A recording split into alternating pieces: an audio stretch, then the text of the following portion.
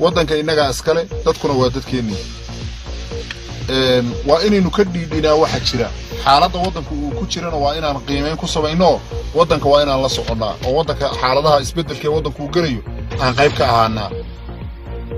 ma doonayo anugu mar rabo inaan muxuu ahaa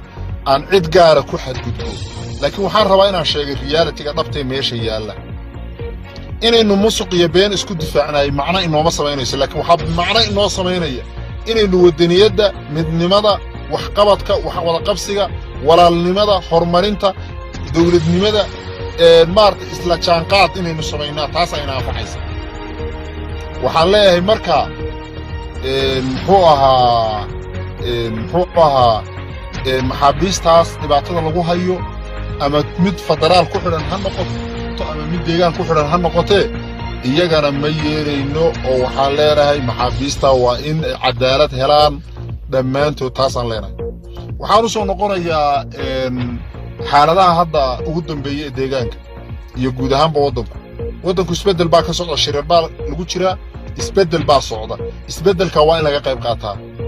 maamulkan waa inaynu meeshan dhaafinaa waa inay ka tagaan adeer mustafa aad ku faylgarowday meesha fariintan waxaan leeyahay mustafa laga gaarsiiyo mustafa adeer waad ku faylgarowday maamulkii waad ku faylgarowday madaxweynenimadii waad ku faylgarowday horumarintii waddanka waad ku faylgarowday nabadda adigu maadan noo keenin annagaa keennoo qoryahanagii hubkanagii dhignay nabad baan idiin keenay waxba maadan noo keenin nabad annagaa qoryahanagii dhignay annagaa nabadda jecel annagaa etoobiyaana annagaa dalkanagii dadkanaga horumarkiisa rabnaa laakiin inaad adigu boorsa lacag ku urursataay nabadgelyo kumaadan ilaalinin kumana ilaalinaysa markaa wakhtigii overtime waan dhaafnay wakhti aannu intaa ka badan dul qaadanno ma dul qaadan doonno dadkanaguna inay dul qaataan ma doonayno kollayba inahaasaan rabaa inaan kaga baxo waxba hadda maaragtay intaa ka badan inaan sii wakhti dheer baan diidayaa inaan maaragtay aan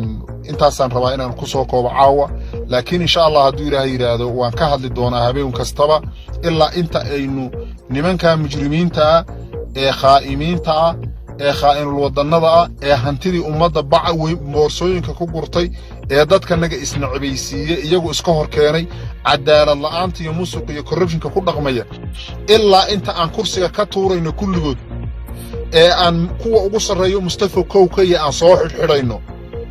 waxaan rabnaa inaan soo xidhxidhno run baan idiin sheegaya haddayna toobad keenin maanta berri waan soo xidhxidhi doonnaa reality-gaan idiin sheegaya dhabta